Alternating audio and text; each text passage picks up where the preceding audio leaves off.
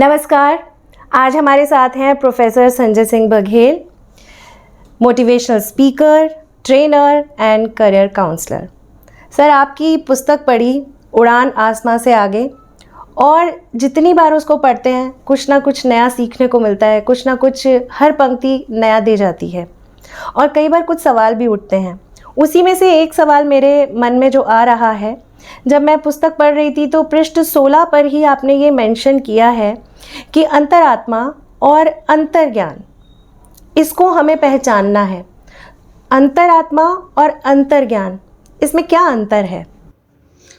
देखिए, अंतरात्मा और अंतर्ज्ञान एक बहुत ही जटिल एक तरह से प्रश्न है, लेकिन यदि समझने की कोशिश करें तो बहुत छोटा सा अंतर है, मामूली सा अंतर है।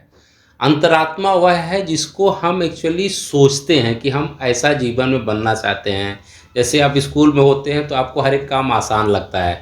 कभी आप इंस्पेक्टर का सपना देखते हैं, कभी आप कलेक्टर का सपना देखते हैं, कभी आप स्टार्टअप का सपना देखते हैं।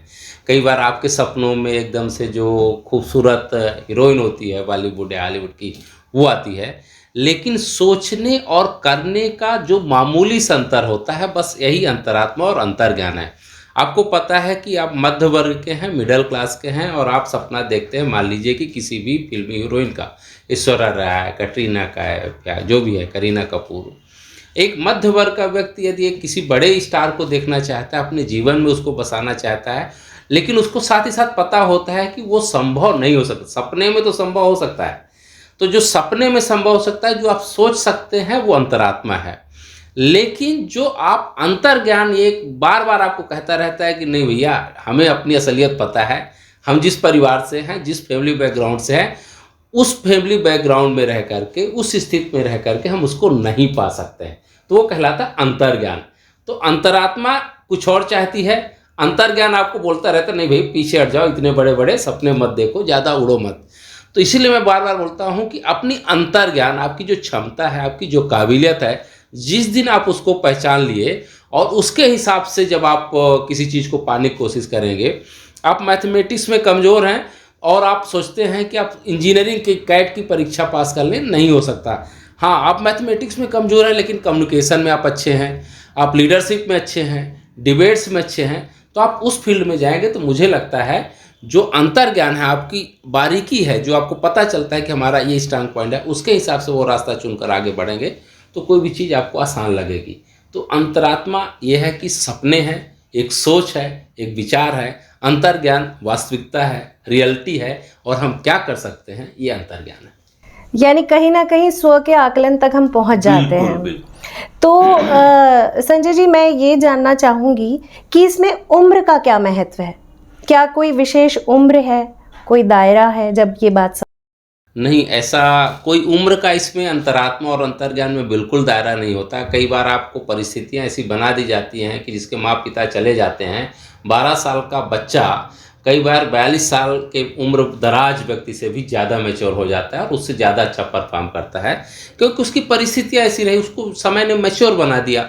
तो उम्र से इसका कोई लेना देना नहीं है। लेकिन एक जयशंकर प्रसाद का बहुत अच्छा नाटक है स्कंदगुप्त, उसमें उन्होंने एक बड़ी लाइन अच्छी लिखी है कि जब फूलों की माला गूंथी जाती है तब तक फूल कुम्हला जाते हैं, और जब तक बुद्धि आती है तब तक औवन चला जाता है। तो इसीलिए बोलते हैं कि समय रहते यदि कुछ चीज़ों का आपको वास्तविकता पता चल जाए, आप मैच्योर हो जाते हैं, परिपक्व हो जाते हैं, तो आप जीवन को आसानी से समझने लगते हैं और उस दिशा में आगे बढ़ सकते हैं। तो ये कुल मिला के उम्र से कोई लेना देना नहीं, कब आपको चीज़ें समझ में आने लगती हैं। और बड़ी बड़ी जो बात कर बोलते हैं, कई बार होता है कि हम जब कम उम्र में होते हैं तो बड़ी बड़ी बातें करते हैं, डीगे हाँकते हैं, लेकिन जैसे जैसे उम्र ढलती चली जाती है, आप छोटी छोटी बातों को भी समझने लगते हैं, इसके मायने क्या है। तो बेसिकली ये है कि उम्र का इससे लेना देना नहीं है। कई बार वो चीज़ 12 साल का बच्चा समझ सकता है, जैसे मैंने पहले ही कहा कि 82 साल का व्यक्ति भी नहीं समझ पाता। तो ये कुल मिला के मैच्योरिटी से जुड़ा हुआ सवाल है, कितने जल्दी आप मैच्योर होते हैं और लाइफ के धक्के और थपेड़ों और संघर्ष से आप जीवन जीना सीख जाते हैं। जब आप सीखने की बात करते हैं तो वर्तमान समय में हम देखते हैं कि लोग छोटी छोटी असफलताओं से इतने परेशान हो जाते हैं कि आत्महत्या तक का बड़ा निर्णय ले लेते हैं। ऐसे में जब आपकी पुस्तक पढ़ते हैं और उसमें स्टीवन स्पिलबर्ग का उदाहरण मैं देखती हूँ, जिसमें आप कहते हैं कि 37 साल में वो अपनी ग्रेजुएशन कर रहे हैं, तो ये उदाहरण कैसे सकारात्मक है। और ये जो हमारी जनरेशन है जो छोटे छोटे परेशानियों से इतनी घबरा जाती है कि उन्हें कई बार मानसिक चिकित्सक की भी सहायता लेनी पड़ती है, ये उदाहरण, इसकी प्रासंगिकता बताएं। यदि आपने किताब में पढ़ा होगा तो स्टीफन स्पिलबर्ग का जो मैंने रेफरेंस लिया है उसके आगे भी मैंने लिखा है कि वो 37 ईयर में क्यों ग्रेजुएशन, 37 ईयर बाद लगभग 54 ईयर में वो क्यों ग्रेजुएशन करने पहुँचे, ये मैंने उसमें बताने की कोशिश की है। कई बार आपने देखा होगा न्यूज़पेपर वगैरह में आप पढ़ते होंगे कि कई बार 12 साल का बच्चा ग्रेजुएशन और पीएचडी तक कर लेता है, और कई बार आप जो है 42 साल के होकर भी कोई भी ग्रेजुएशन भी पास नहीं कर पा रहे हैं। लेकिन ये मैं बार बार कहता हूँ कि डिग्री किसी की सफलता का पैमाना नहीं होता। यदि हम शिक्षा की परिभाषा पे थोड़ा सा बैकग्राउंड में जाएं, थोड़ा डिटेल में जाएं, तो पहले देखेंगे शिक्षा हमारी क्या थी। वो कहते थे सा विद्या विमुक्तये, विद्या वह है जो हमें मोक्ष प्रदान करे। फिर मध्यकाल में आते आते विद्या की परिभाषा बदलती है और कहते हैं विद्या ददाति विनयम, विनया ददाति पात्रताम, पात्रतात धर्माप्नोति यतत धर्मम सुखम। विद्या से वह है योग्यता आती है, योग्यता से क्या है आप पात्र बनते हो, पात्र बनने के बाद आप सुख की प्राप्ति कर सकते हैं। 1986 में नई एजुकेशन पॉलिसी आती है और बोलती विद्या वह है जो रोजगार प्रदान कर सके। 2003 में जो आते हैं बिल गेट्स साहब आते हैं, माइक्रोसॉफ्ट के जो ओनर है, वो बोलते हैं जो सूचना प्रौद्योगिकी से युक्त शिक्षा है वही मात्र विद्या है। तो देखिए बदलती रहती शिक्षा और विद्या की परिभाषा। लेकिन क्या है कि हम बार बार कहते हैं आज के यदि हम शिक्षा प्रणाली या विद्या की बात करें तो क्या है यहाँ उम्र मायने नहीं रखती। कई बार आपने देखा होगा, आप देख लीजिए कि सुंदर पिचाई मान लीजिए कि 22 या 24 साल में किसी बड़े कंपनी के हेड बन जाते हैं। आज ही मैं पढ़ रहा था कि उनकी सैलरी, एक समय था कि जब उनके पास पंचर बनाने तक के पैसे नहीं होते थे साइकिल के, जब वो पढ़ते थे, और आज उनकी सैलरी 1800 करोड़ रुपए है। तो जिस व्यक्ति के पास कभी पंचर बनाने, साइकिल के पंचर बनाने के पैसे नहीं थे, आज उस व्यक्ति की सैलरी 1800 करोड़ रुपए है। तो हमारा कहना है कि कब आप किसी चीज को शुरुआत कर रहे हैं। तो स्टीफन स्पिलबर्ग के केस में भी मैंने यही कहा कि जब वो फर्स्ट ईयर में थे तो घर की हालत इतनी अच्छी नहीं थी, वो गरीब थे, और गरीबी की वजह से क्या है वो जब हार्वर्ड में एडमिशन लिया और गरीबी की वजह से उनके पास इतना पैसा नहीं था कि वो फीस दे पाते, तो वो क्या है एक यूनिवर्सल स्टूडियो में काम करना चालू कर दिया है असिस्टेंट एडिटर के रूप में। अब क्या है वो फिल्म की पढ़ाई या मीडिया की पढ़ाई कर रहे थे, तो वो ग्रेजुएशन पढ़ रहे थे। ग्रेजुएशन के बाद भी या पीजी के बाद भी उनका क्या उद्देश्य था, जाके किसी मीडिया या स्टूडियो में या प्रोडक्शन में काम करना। बिल्कुल। अब वो जो है फर्स्ट ईयर में ही उनको परिस्थिति ने उनको जॉब दे दिया, लेकिन वो काम में इतना रम गए कि एजुकेशनल नॉलेज एक होता है कि बुकिश नॉलेज, एक होता है अप्लाइड नॉलेज जो आप कर रहे हैं। तो बेसिकली उनको पढ़ के भी यही करने जाना था, तो फर्स्ट ईयर में वो अपॉर्चुनिटी मिल गई। तो बोले कि मैं इतना रम गया अपनी पढ़ाई में क्योंकि मेरा पर्पज ऑफ लाइफ यही था कि एक अच्छा एडिटर बनना, एक अच्छा प्रोड्यूसर बनना। तो 37 साल तक तब तक मैं नहीं रुका, अपने काम में इतना व्यस्त हो गया, इतना रम गया कि जब तक कि मुझे जुरासिक पार्क के लिए 7 ऑस्कर अवार्ड नहीं मिल गए। तो आप यदि बड़े लोगों की जर्नी देखिए तो हर व्यक्ति देखते हैं जो जितना जल्दी जिंदगी को स्टार्ट कर देता है वो उतना जल्दी सफल हो जाता है और मैच्योर हो जाता है। और जब आपने बोला कि 37 साल क्यों लगो, क्योंकि जब वो 20-21 साल के थे तब उनको एजुकेशन की वैल्यू पता थी कि इससे हम बहुत कुछ पा सकते हैं, लेकिन जब उनको काम मिल गया तो वो एजुकेशन के बाद उसी काम में, इसको एजुकेशन के पहले ही रम गए। अब जब बच्चे उनके हुए तो उन्होंने पढ़ाना चालू किया कि पढ़ाई का ये महत्व है, तुम्हें पढ़ना चाहिए। तो कहते हैं ना कि एक अच्छा गुरु वही होता है जो पहले सीखता है किसी चीज़ को, स्वयं अपनाता है। तो बच्चों को ग्रेजुएशन की वैल्यू बताने के पहले उन्होंने कहा कि सबसे पहले तो मैं ग्रेजुएशन कंप्लीट कर लूँ। हालांकि उनको ग्रेजुएशन नहीं, उनको तो डॉक्टरेट की डिग्री मिल चुकी थी बहुत सारी जगह से, लेकिन उन्होंने कहा कि नहीं, हम परीक्षा पास करेंगे फिर बताएंगे कि एजुकेशन की वैल्यू क्या है। इसलिए वो 54-55 साल में जाके ग्रेजुएशन कंप्लीट करते हैं। लेकिन सफलता की सीढ़ियां तो मात्र वो 17 और 16 साल में ही चढ़ना प्रारंभ कर दिए थे। जो एक तरह से सपना था, जो जीवन का उद्देश्य था, वो कम उम्र में उस दिशा में बढ़ चले थे। तो इसीलिए उम्र का सफलता से कोई लेना देना नहीं है। मैं बार बार कहता हूँ कि जितना जल्दी आप जिंदगी में स्टार्ट करेंगे, सफलता का पैमाना उतना बड़ा होता चला जाएगा। तो यकीनन हमारे दर्शक इस बात को समझे होंगे और वो आत्मसात करने का भी प्रयास करेंगे, क्योंकि यही जीवन का मूल मंत्र है। और आगे जब हम पुस्तक में पन्ने पलटते हैं तो ये मेंशन किया गया है कि कहीं तो 18 साल की उम्र के बच्चे को ये पता होता है कि जैसे अभी हम आपके इस उदाहरण से समझ पा रहे हैं, और कई बार 25 वर्ष की उम्र में, या मैं तो कहूँगी ताउम्र नहीं समझ में आता कि भाई हमें क्या करना है। तो इस पे एक बात मुझे याद आती है कि जब जागो तभी सवेरा। तो ये जागना, ये सवेरा होना, इस पर कुछ प्रकाश डालिए। हाँ, देखिए, जागना और सवेरा होना ये व्यक्ति की पूरी तरह परिस्थिति और समय और कालखंड और उसकी पारिवारिक स्थिति पर निर्भर होता है। मान लीजिए कि आप एक छोटे गांव झुमरी तलैया में पैदा हुए और एक व्यक्ति जो है दिल्ली में पैदा हुआ, देश की राजधानी में पैदा हुआ।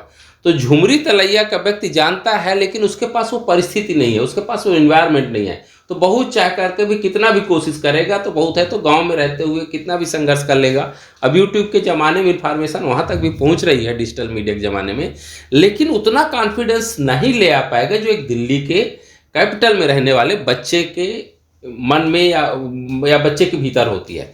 तो ये बोलते हैं कि कई बार क्या होता है कि हमें बहुत सारी इन्फॉर्मेशन, कंप्यूटर उसका कौन मिल रहा है, वो किस तरह का संघर्ष कर रहा है। तो जो ज़्यादा जल्दी संघर्ष करता है, कई बार ये होगा कि वहाँ झुमरी तलैया का व्यक्ति जो संघर्ष करके आगे बढ़ा है और उसको दिल्ली जैसा इन्वायरमेंट मिल जाता है, तो वो सबको बीट करते हुए, सबको धराशायी करते हुए आगे निकल जाएगा। तो ये उम्र का जो पड़ाव का आपने कहा कि कई बार 18 साल का व्यक्ति ज़्यादा मैच्योर होता है और 25 साल कई बार ताउम्र मैच्योर नहीं हो पाते। ये पूरी तरह परिस्थितियों पर निर्भर करता है कि आपने जीवन के किस तरह के थपेड़ों को, किस तरह के संघर्ष को, किस तरह से की परिस्थितियों को झेला है। कल को आपको खुदा न खास्ता घर में कोई प्रॉब्लम आ जाए, कोई आपको जो परवरिश करने वाला है, कोई जिसकी छत्र छाया में आप रहें, जैसे चला जाता है, तो आप जो एक तरह से कभी भी जिस तरह से केयरलेस थे, आप अगले दिन से ही कि अब इनके बिना, हमारे किए बिना ज़िंदगी नहीं चलने वाली। अभी तो माँ बाप है तो इसलिए आप निष्फिक्र होकर चले जाते हैं, लेकिन जिस दिन माँ बाप नहीं रहते तो उस दिन से आप मैच्योर हो जाते हैं, फिर आप माँ बाप की जिम्मेदारी स्वयं निभाने लगते हैं। तो ये पूरी तरह परिस्थितियों की, जिस दिन आपको लगेगा कि हमारे पास इसके बिना कोई रास्ता नहीं है, तो जब रास्ता ही सब तरह बंद हो जाएंगे, जैसे कहते हैं ना कि तालाब में जो है ना, यदि आप किसी बच्चे को तैराकी सिखाना है तो उसको छोड़ दो, बस बाहर रहकर ये देख रहे हो कि डूबने ना पाए।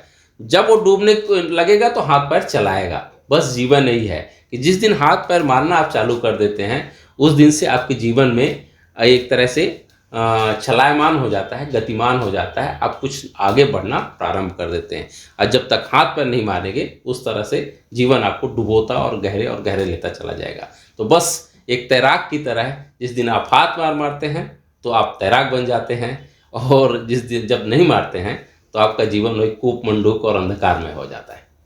ये बात तो बिल्कुल ठीक है। अच्छा संजय जी, जब हम देखते हैं कि परिस्थितियों का हवाला देके हम कहते हैं कि हमारे जीवन में बहुत कुछ हो जाता है, लेकिन बड़े सारे डाइवर्जन थे। जैसे आजकल शिक्षा के प्रति अगर बच्चा पूरी तरह से केंद्रित नहीं है, जिसको फोकस होना कहते हैं, तो जब मैं आपकी पुस्तक में पढ़ रही थी तो उसमें लिखा था चरित्र को साधने की बात की गई है। और हम वो रहीम जी के दोहे, मुझे वो दोहा याद आ रहा था कि एके साधे सब सधे, सब साधे सब जाए, रही मन मूल ही सींचबो, फूले फले अघाए। तो ये बात किस तरह से सार्थक है और किस तरह से हम सब समझें कि कैसे हम अपने चरित्र को साध कर अपने जीवन को लक्ष्य देकर आगे बढ़ें। जैसे मैंने अपने सबसे पहले उत्तर में कहा कि जिस दिन हमें आत्मज्ञान हो जाए कि हमारे भीतर क्या क्वालिटी है, हमारे भीतर क्या ऐसे गुण हैं जिसके माध्यम से हम जीवन में कुछ अच्छा अचीव कर सकते हैं। इसके लिए मुझे आपने जो सवाल पूछा है बहुत अच्छा है कि एक साधे सब सदै।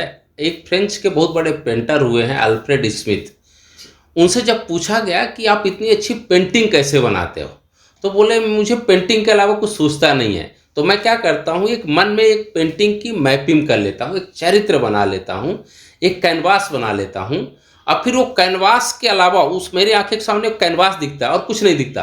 तो मान लीजिए कि कोई पत्थर है, तो उस पत्थर में जो एक्स्ट्रा पत्थर होता है, जो अलग अलग शेप में होता है, उसको मैं उस कैनवास के हिसाब से छांटता चला जाता हूँ।